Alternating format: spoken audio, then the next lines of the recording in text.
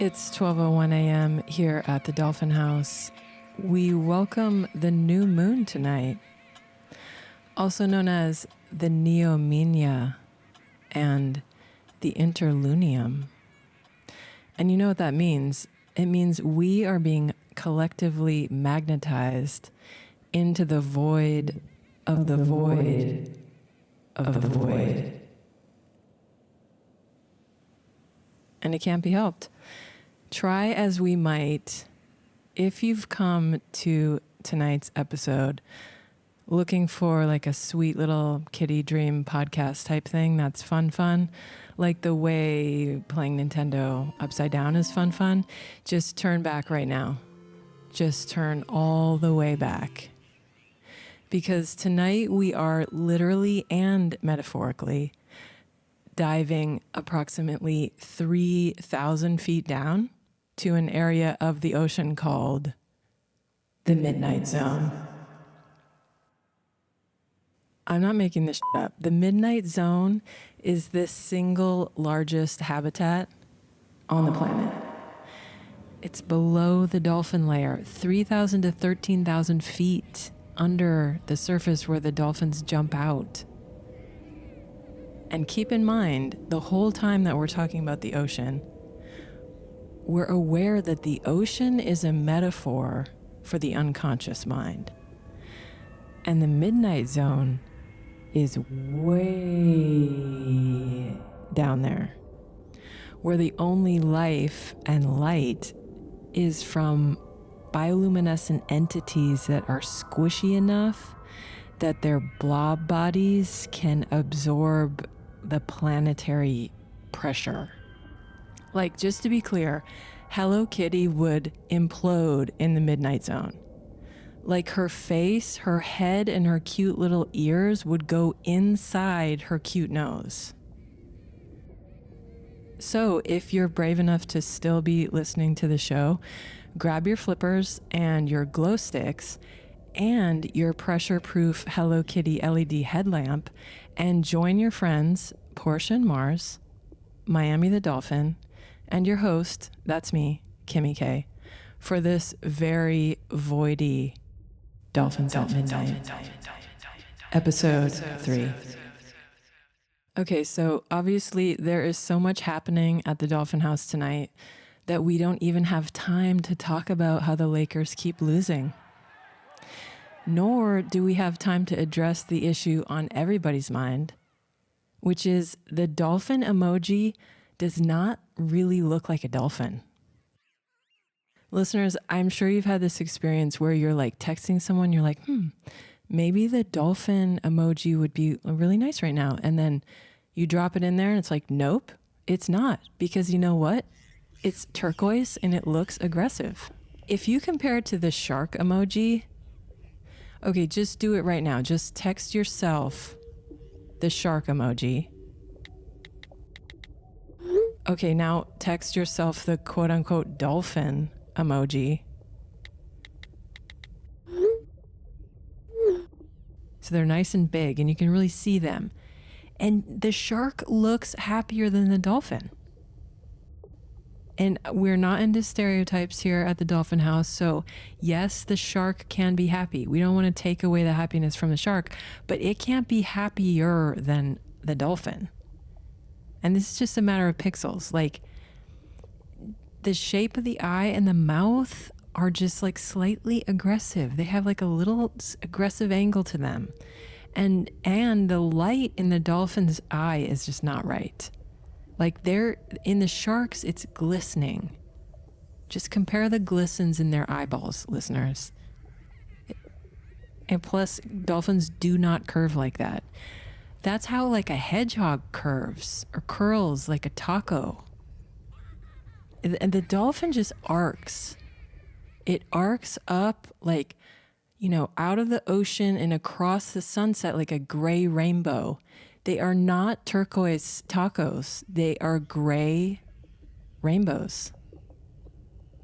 But we don't even have time to get into the real nitty-gritty of this issue. Just know that it's an ongoing concern here at the Dolphin House, and there may or may not be a petition up on our website dolphins-at-midnight.com.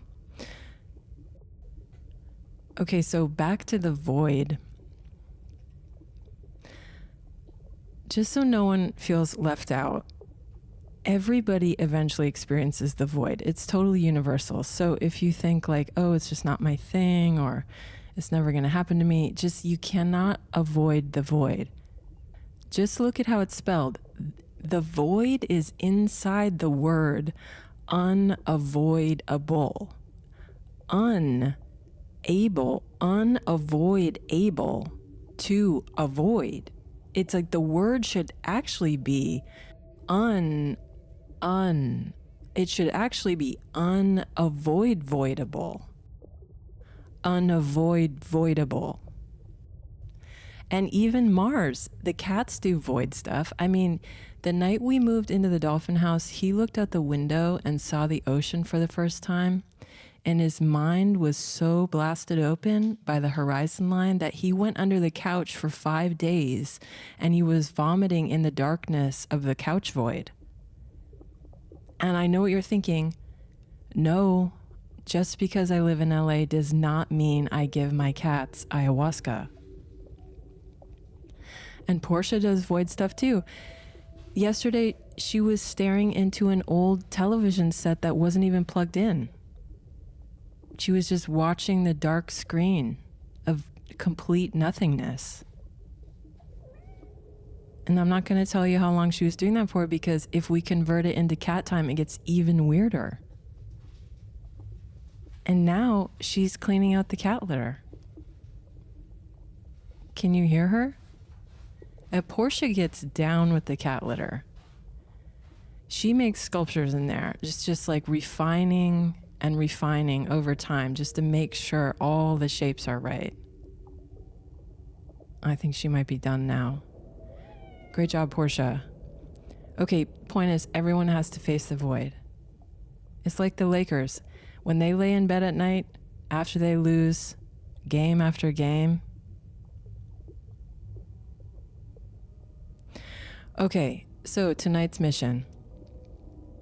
Together, we're going to face the depths of the new moon midnight zone. Just don't go under the couch by yourself. We do it hand in hand. Whatever dream comes forward tonight from our unknown dream caller. And I'm not saying that the dream share is going to be super fucked up like a nightmare just because it's the new moon midnight zone and it's perpetually dark and sunlight has never ever, even one time, reached that space. I mean, we could look at it positively, like there are still some creatures living down there. There's vampire squid.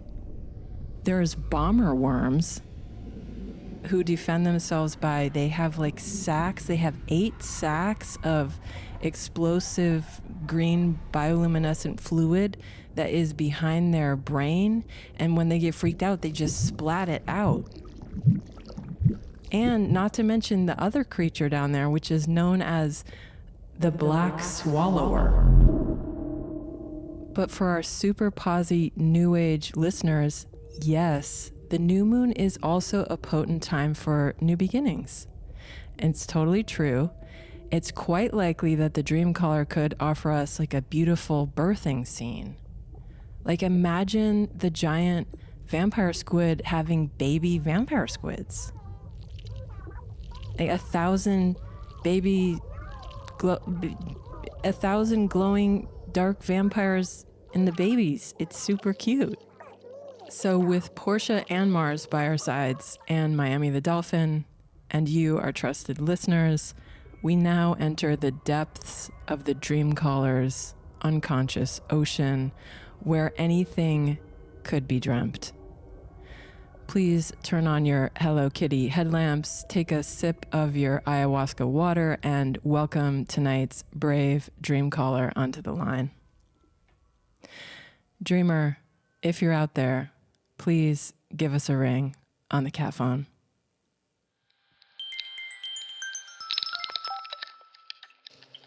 Dreamer, welcome to Dolphins at Midnight. My name is Kimmy K. I'll be your host tonight. Can you tell us where it is that you are calling from? Hi, I'm calling from Pennsylvania. From Pennsylvania. Wow, so it's deep in the night there. Thanks so much for calling in tonight. Thanks for having me. So, how many miles do you think you are from the closest dolphin? That's a great question. I can't think of any aquarium nearby that would have a dolphin. Whatever the closest aquarium has a dolphin, whatever, however many miles away that is my best guess. And do you think that the dolphins there, like one of the main questions of our show, just so you have a little bit of a background, is this idea that the dolphins are listening to our dreams and or simultaneously sending us dreams. So, do you think that when dolphins are also in an aquarium, they might do that, or do you think it's only the ocean dolphins? Well, I'd say if the aquarium dolphins did do that, they would probably be a lot different than the ocean dolphins. Like the dreams that they send would be different? Yes, yeah. I think so too. Okay, let's test the theory. Let's see what kind of dream you've got. Before we get into the dream, I'd like to offer just a few tips on how to share your dream on the show. Are you ready for that? Right. Yes. Okay, great. First, please speak your dream like it's a story in the present tense. For example, I am flying over the river, or there's a purple car in my garage. Second, just let the dream speak for itself. There's no need to assess or explain why you picked it or what the symbols might mean. And then lastly, this is an important one. When your dream is finished, please indicate the ending of the dream with the phrase, I am complete. And those 3 words, they're kind of like a magical code that set off this chain response between myself and the cats and the dolphins. And then we'll all know that your dream has been offered and that the dream mirroring can begin. Do you have all that? I got it. Thank you. Okay, great. So let us begin. Dream caller number 3, please share with us your dream. I'm sitting on a beach. This is a beach I'm familiar with. I've gone to a lot growing up with my dad as a kid. I can see out in the distance that there are 2 dolphins that are swimming close to the shore. Eventually, they get so close that it seems like they almost shouldn't be able to be swimming in water that, is that shallow. That's how close they get. And that they're almost like trudging through the sand. Then, to my surprise, one of the dolphins shapeshifts into a cat, climbs up onto the shore, and makes its way up onto a pier that I'm sitting beside. I'm a little nervous at first, as one probably would be when you see a dolphin shapeshift into a cat. But eventually I gather up the courage. I put my hand out like I would any other cat to see if it would come over and let me pet it. And it's also pretty unsure of me at first also. But eventually it does come over and sniff my hand, and it does the cat thing where it kind of rubs affectionately eventually. And I pet it for a little while, and then it jumps onto my lap. But no sooner than it jumps onto my lap does a dog come up from behind us. And it scares the cat back into the ocean, or I presume turns back into a dolphin and goes into the ocean. And I noticed that the dog is holding in its mouth something that looks like a sea turtle, but I feel like it's not completely a sea turtle, like there's something off about it.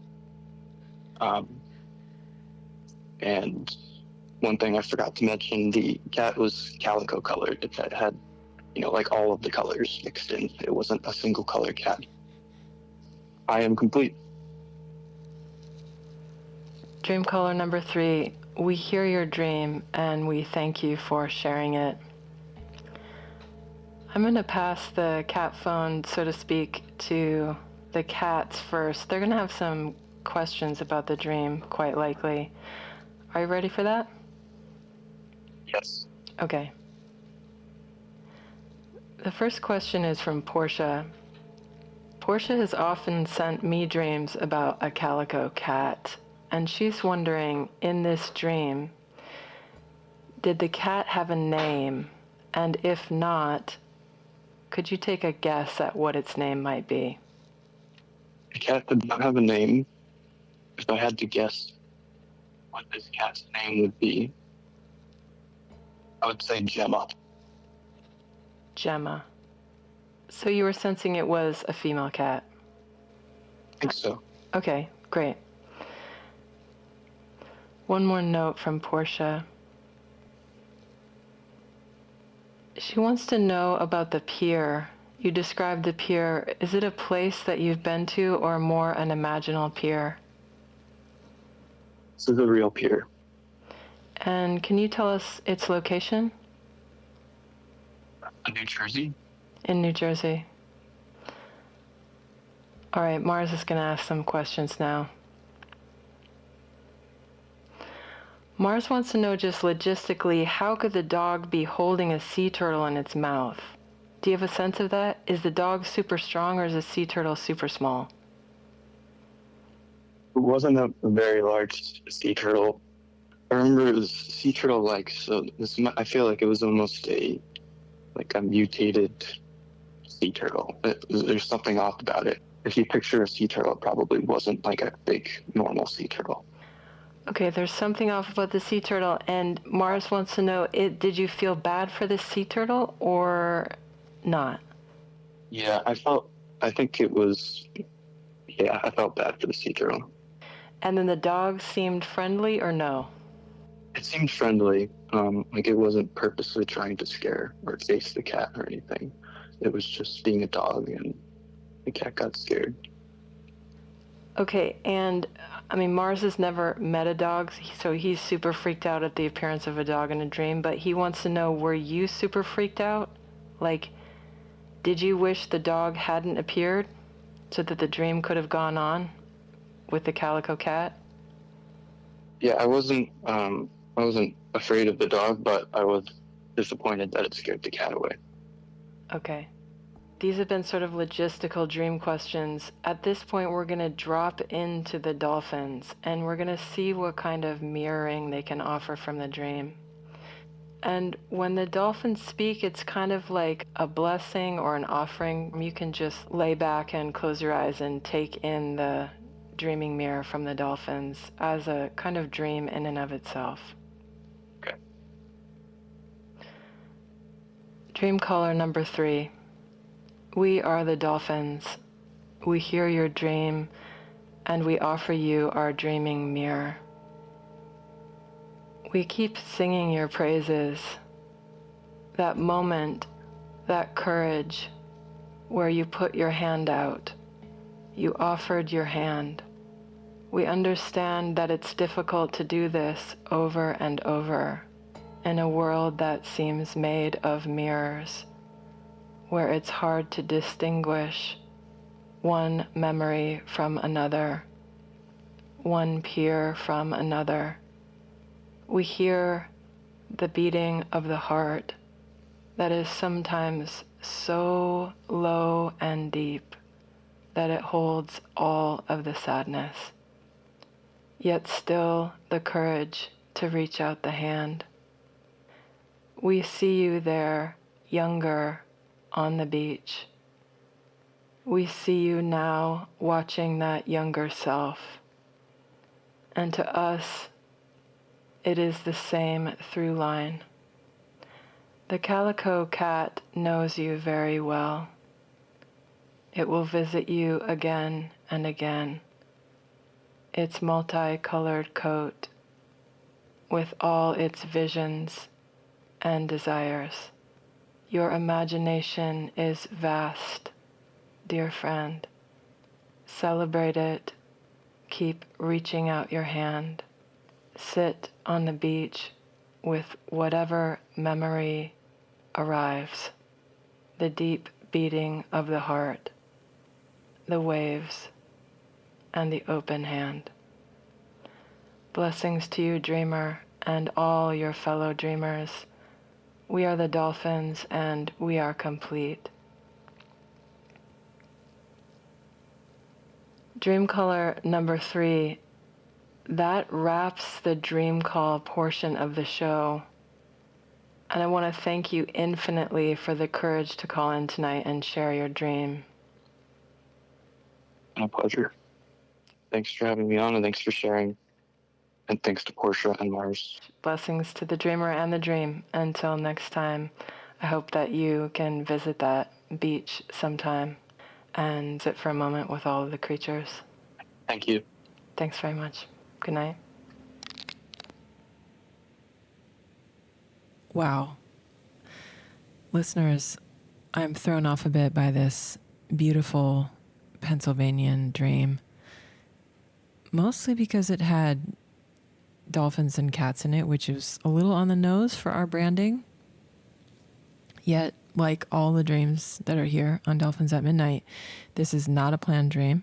I did not know what the dream caller was going to share. It was not scripted. So I'm left with this query. Who or what is the calico cat? Because amongst other things, before Mars came into our life, I had a dream about a calico cat. And it looked at me in the dream and it said, I am the cat that Porsha wants you to get. And I thought, wow, that's super clear. Now I'm going to go out to the shelters and look for a calico cat. And I found one and I brought it home, and that cat and Porsha fought so bad under the bed that things got really sketchy, and I brought the cat back the next day. And I thought, wow, one should really not take their dreams literally.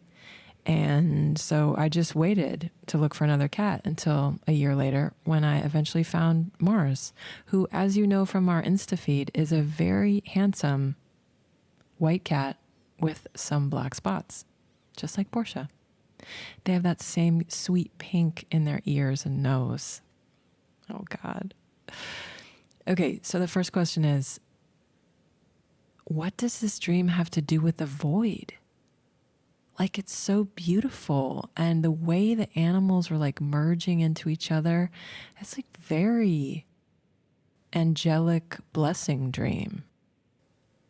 I mean, maybe the calico cat is the answer to that question.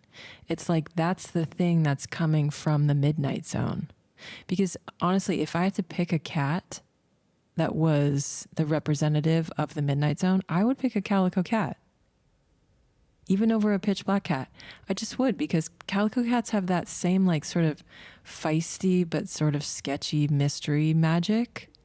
Like they could have a bioluminescent satchel that they could just splatter out. Otherwise, I feel very inconclusive about this dream. I don't even know what to say or do. I'm going to wait until the morning, because the new moon could be working its magic and it's going to send us a clarifying dream. That's my hope. Mars is asleep right now. Maybe that's a problem. Wait, Porsha is asleep too. Everyone's sleeping. Okay, this isn't the void that I thought I was going to have to face, which was one of like the nightmare ghouls of the Midnight Zone. No, the void I am facing is just dead air. Not knowing what to say. Oh my God.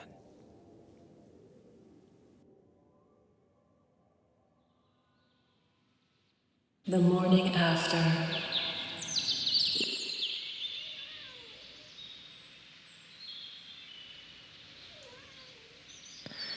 All right, it's a brand new day here at the Dolphin House, and we are still facing an unsolved mystery with this dream. I had 0 clarifying dreams last night, slept like a rock, and I'm a little bit haunted by the fact that the last time I took Porsha to the vet, they actually suggested that I get another cat. And I was like, I can't get a third cat. Everyone knows going from 2 to 3 cats is like technically the transition from being a woman who has 2 cats to being a cat lady. Like, I think just for transparency's sake, I would have to change it on my dating app profiles. Like, it would say my name, my age, and then officially a cat lady. And what, like 5 cats, 6 cats? Where does it even stop? 15? Like, I could. Okay, here's what I don't really want to talk about on the show, but I have to because of the beautiful Pennsylvania dreamcaller. When I was a kid back on the farm in Michigan, the land of 1,000 lakes, I will admit to you now, we had 32 cats. Yes, they were outdoor farm cats, but there were still 32. And I was kind of the only one that had the head count and gave them all names and was sort of in charge of taking care of the cat scene. And that was fine and kind of cute because I was like 5 years old and we were in the middle of freaking nowhere. It was the late 80s. But now if I end up like midlife on some farm, like deep in the snowbanks, it's just me and 32 cats again. Like, what is that destiny? And everyone in my family could vouch for me on this. My favorite of the 32 was, you guessed it, the sweetest and most magical calico cat. It would like tuck into my jacket pocket and I would just hold it. Oh God, it was just so special. But I'm going to stop looking at this dream from the dreamcaller through a personal lens. I'm going to look at it through the collective lens because I think it has a message for all of us, which is a deep message. I'd say it's about willing to do what the dreamcaller did in the dream, which is rally the courage and reach out the hand to whatever or whomever the calico cat is in your life. Let's just call it the calico cat of creativity. I mean, after all, its name, the dreamcaller indicated, was Gemma, which is gem-like, which means it's a treasure. There's something that cat has that's deeply valuable on a soul level. And it gets onto the lap. It gets onto our lap in the dream. And it's such a beautiful moment because, you know, the dog is just being a dog. It was not a malicious dog. The creativity goes back into the ocean of unconsciousness just by the presence of a dog being a dog. So I take this dream as a kind of diagram of how creativity works and to take note of what is, you know, reaching out to us and wanting to get close to us and how easily it can disappear just with the slightest presence of the world essentially being itself. And we are just going to leave that mutilated sea turtle floating in the void for another time. So find out what your own calico cat is. If it's literal, send us a pic of it on Insta. And if it's metaphorical, then hold on to that gem like it's your most magical friend. And remember, when that cat comes up to you, all you have to do is say, "Hello, kitty." We're going to end the show with a Hello Kitty theme song. I never thought I would speak that sentence ever in my whole entire life. But here we are. Thank you to the dream, to the cats and the dolphin and the dream caller. And wait, who was that second dolphin, by the way? Is there another dolphin that wants to get in touch with us here at the show? Maybe that's Miami's friend. Second dolphin, if you're out there, reach out to us this week. Just send us a DM. So much love to you, listeners. See you next time at midnight.